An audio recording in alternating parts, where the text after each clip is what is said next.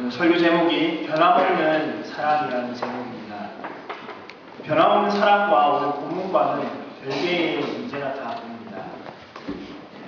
나오미가 베들레헴에 돌아왔고 자기의 신세 한탄을 하고 그리고 돌아올 때가 언젠지만 밝히고 있는 이 본문 속에서 도대체 변함없는 사랑과 무슨 관계가 있을까 생각하실 수 있습니다. 함께 이 가운데서 하나님이 어떻게 우리에게 사랑을 보여주시는지를 살펴보기 원합니다. 나오미가 룻과 함께 돌아오는 시기는 오늘 본문 마지막 절에 보면 22절에 보리 추수 시작할 때에 베들레헴에 돌아왔습니다. 지금으로 우리의 지금 현대식의 달로 따진다면 4월 15일 전후로 볼 수가 있습니다. 보리를 베는 시기는 일반적으로 6월절이 지난 첫 월요일에 보리를 베기 시작합니다. 그리고 보면은 4월 15일 전후로 이때가 보리를 베게 되는 때가 유대인의 보리 베는 시기입니다. 왜 성경은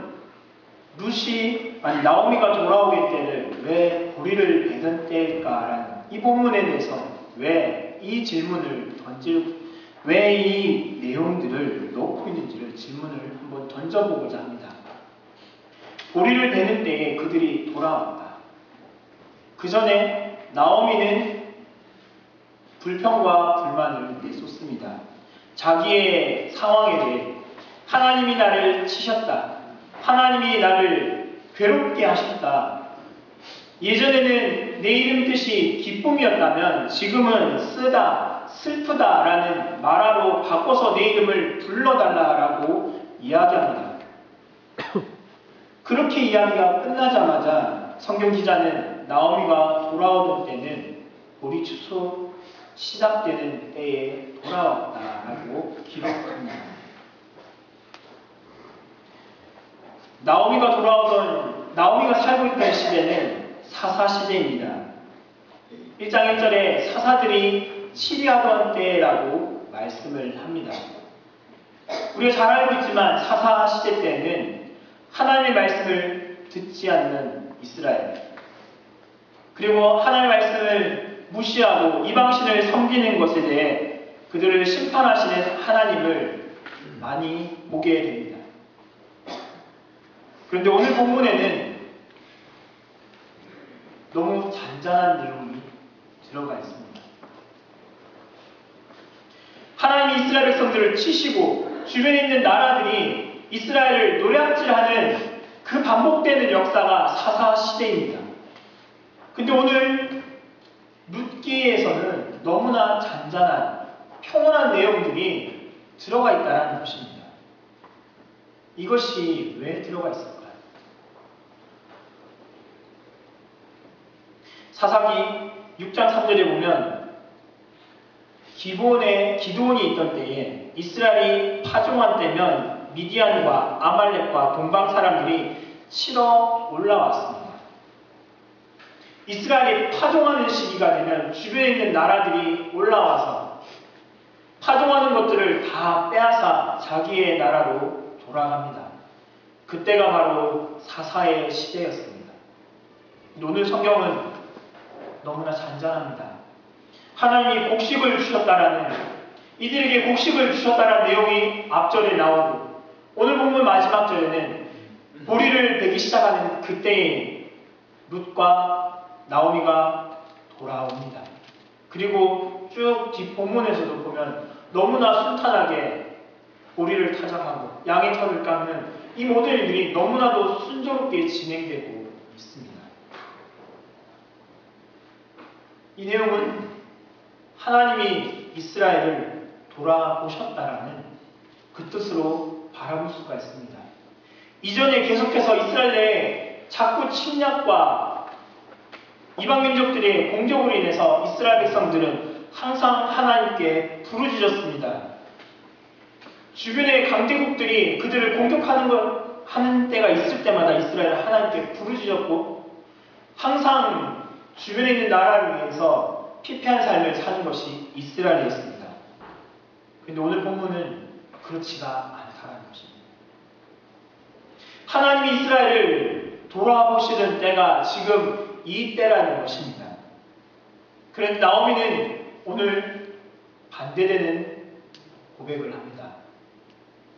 하나님이 나를 풍족하게 하셨지만 나로 이제는 비어 돌아오게 하셨고, 나의 이름이 전에는 기쁨이었지만 이제는 전능자의 손이 나를 치셨기 때문에 나는 불행한 사람이다, 나는 참 비참한 사람이다 라고 표현하는 것이 나오미입니다. 그러나 하나님은 오늘 본문을 통해서 말씀하시기를 너는 그렇지가 않다라고 말씀하십니다. 보리매는 그때 내가 이스라엘을 다시 복주어서 가나안의 침략과 많은 이방 민족들이 쳐들어오는 그때에 내가 이스라엘을 그들로부터 보호하고 있다라는 것들을 보여주면서 네가 돌아온 이것이 슬픔이 아니고 비참한 삶이 아니고 내가 다시 너를 돌아보고 있다, 내가 너를 사랑하고 있다라는 것들을 오늘 본문을 통하여 보여주고 계시다는 겁니다. 분명 하나님이 사사의 치례를 통하여서 이스라엘 백성들을 치셨습니다. 우상을 섬기고 하나님을 섬기지 않는 그때에 주변의 많은 민족들이 쳐들어와서 이스라엘이 남겼던 소산민들, 파종해 놓았던 것들, 그런 것들을 다 빼앗아 자기의 나라로 돌아갔습니다. 그러나 오늘은 하나님이 그렇게 하지 않으셨습니다. 지금 이 본문이 있는 그때는 하나님의 손이 그들을 막고 계십니다. 이스라엘이 먹을 것이 없는 그때에 이스라엘을 돌아보시고 이스라엘로 하여금 살 수 있도록 그들을 보호하고 계십니다. 이 하나님의 변함없는 사랑이 이어지고 있다는 것입니다. 사사기를 잘 읽어보시면 아시겠지만 이스라엘은 어떠했습니까? 한때라도 하나님을 바르게 섬기는 것이 없었습니다. 하나님이 치시면 하나님이 잘못했습니다. 그래서 하나님이 도와주시고 구원해 주시면 다시 자기 마음대로 살아갑니다. 또다시 하나님이 치시면 또 잘못했습니다. 하나님 또 도와주시면 또 자기 마음대로 살아가는 것이 사사기의 연속된 모습입니다. 그렇다면 오늘 본문에서도 이 베들레헴에 있는 이 이스라엘 사람들도 죄를 범하고 있지 않았을까요? 죄를 범하고 있음에도 불구하고 하나님은 그들을 보호하고 계시고 그들을 치셨지만 다시 싸매시는 하나님을 간접적으로 우리는 만날 수 있습니다. 타작을 허락하시고 추수를 허락하시고 양털 베는 것을 허락하신 것이 누굽니까? 하나님이지 않습니까? 이 일들이 가능하게 한 것이 하나님이라는 것입니다. 하나님이 함께하지 않으시고 하나님이 돌보지 않으시면은 이스라엘 백성들은 추수할 수도 없습니다. 보리를 추수할 수도 없으며 털을 깎아낼 수도 없습니다.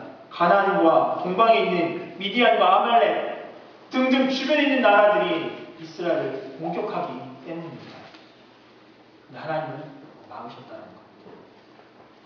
그러나 반대로 나오미는 나는 불행자라고 계속해서 말합니다. 우리는 하나님에 대해서 오해하지 않습니까? 하나님이 나를 치신 것은 나는 아무 잘못 없는데 하나님이 나를 치셨다. 난 별로 아무것도 없는데 난 말씀대로 잘 살았는데 하나님이 나를 치셨다. 하나님이 나를 괴롭게 하셨다. 그러면서 살아가지 않습니까? 그러면서 나의 신세한탄을 하지 않습니까? 어찌 보면 이 나오미의 모습은 어린아이의 모습과 비슷해 보입니다.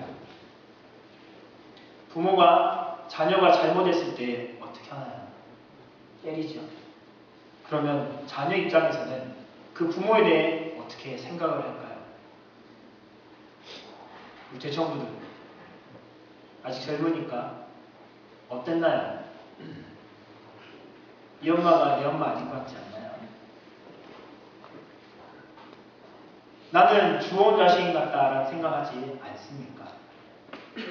아이들의 입장에서 바라보면 부모가 훈계하고 책망할 때에 자녀들 입장에서는 이것을 어떻게 받아들입니까? 너무 심하게 때리고 할 때에 자녀들은 보통 내 부모가 아니다. 나는 사랑받지 못하는 자녀다. 내 부모는 나를 싫어하는가 보다 라고 생각하는 것이 일반적 생각입니다. 근데 부모의 마음은 어떻습니까? 진짜 이 자녀가 내 자녀가 아니기 때문에 이놈은 필요 없는 놈이기 때문에 그 부모가 그렇게 때리고 질책합니까? 여러분의 자녀를 그렇게 키우셨습니까? 여러분의 자녀를 때릴 때에, 혼낼 때에 얘는 필요 없으니까 그렇게 때리셨습니까? 그렇지가 않지요. 하나님은 이스라엘을 치셨고 또한 엘리멜렉의 가문을 치셨습니다. 그러나 그것이 엘리멜렉을 싫어하여서 나오미를 싫어하여서 하나님이 치신 사건이 아닙니다. 그런데 영적으로는 나오미가 아직 어려서 어린아이와 같아서 이런 고백을 합니다. 나를 말하라 부르라. 이는 전능자가 나를 심히 괴롭게 하셨습니다. 내가 풍족하게 나갔더니 여호와께서 내게 비오도록 하셨느니라. 여호와께서 나를 징벌하셨고 전능자가 나를 괴롭게 하셨다. 하나님이 나를 매몰라 했다. 이것이 나오미의 고백이라는 것입니다. 이 고백이 우리의 고백이지 않을까요? 여러분이 계획하고 여러분이 기도한 대로 하나님이 안 이루어주니까 하나님 날 싫어하는가 보다. 그것이 우리의 고백이지 않습니까? 저 또한 그랬습니다. 군대에 있을 때 군종교 가고 싶었지만 하나님은 군종교로 보내지 않으셨습니다. 대학을 지나갈 때도 마찬가지입니다. 영문과를 가고 싶었는데 하나님은 영문과에 들어가지 못하도록 수능 점수를 엄청나게 떨어뜨리셨습니다. 모의고사 때는 점수가 나와서 이 학교 갈 수 있다라고 생각하고 준비했습니다. 정작 시험을 쳤을 때 하나님이 못하게 만드셨습니다. 왜 나를 싫어할까? 하나님 왜 그러실까? 원망도 많이 했습니다. 하나님 정말 저를 미워하기 때문에, 싫어하기 때문에, 내놓은 자식이기 때문에 저에게 그런 불행을 주셨을까요? 여러분에게는 어떻습니까? 여러분에게 어떤 일들이 일어나고 있습니까? 여러분이 불행을 겪고 있는 그 가운데서 하나님은 가만히 침묵하고 계십니까? 여러분을 싫어하기 때문에, 여러분의 잘못한 것 때문에 무조건 하나님은 너 내부터 맞고 보자라고 하시면서 그 하나님은 여러분을 무조건 때리고만 계십니까? 그렇지 않다라는 것입니다. 하나님의 사랑은 변함이 없는 사랑입니다. 엘리멜렉을 치시지만 그를 싸매기 위한 준비를 다 하셨습니다. 보리가 익어서 보리를 추수할 수 있는 그때에 그들을 부르셨습니다. 더 나아가서는 이스라엘이라는 하나님을 떠나 있는 그 나라를 향하여 하나님이 징벌을 내리지 않으시고 그들에게 추수할 수 있는 기회를 주셨습니다. 그들이 먹고 살 수 있도록 굶주려 있는 그때에 그들로 하여금 먹을 수 있도록 하나님이 은혜를 허락해 주셨습니다. 그들이 현재 상황이라면 하나님은 그들을 계속해서 징벌하셔야 했습니다. 미디안과 많은 이방의 민족들이 이스라엘로 하여금 공격하게 하는 것이 그냥 놔두는 것이 하나님의 공의의 모습일 수 있습니다. 그러나 하나님의 사랑의 모습으로 인해서 하나님은 다시 그들의 부르짖음에 응답하셨습니다. 사사기 3장 9절 이스라엘 자손이 여호와께 부르짖음에 여호와께서 이스라엘 자손을 위하여 한 구원자를 세워 그들을 구원하시니 그는 곧 갈렙의 그나스의 아들 온니엘이라. 사사기 4장 3절 야빈 왕 철병거 900대가 있어 20년 동안 이스라엘 자손을 심히 학대했으므로 이스라엘 자손이 여호와께 부르짖었더라. 사사기 6장 7절 이스라엘 자손이 미디안으로 말미암아 여호와께 부르짖었으므로. 사사기 10장 10절 이스라엘 자손이 여호와께 부르짖어 이르되 우리가 우리 하나님을 버리고 바알들을 섬김으로 주께 범죄하였나이다. 하나님께 부르짖으니까 하나님이 들어주셨다는 겁니다. 내놓은 자식이고 버린 자식이라면 하나님이 왜 부르짖음에 응답하시겠습니까?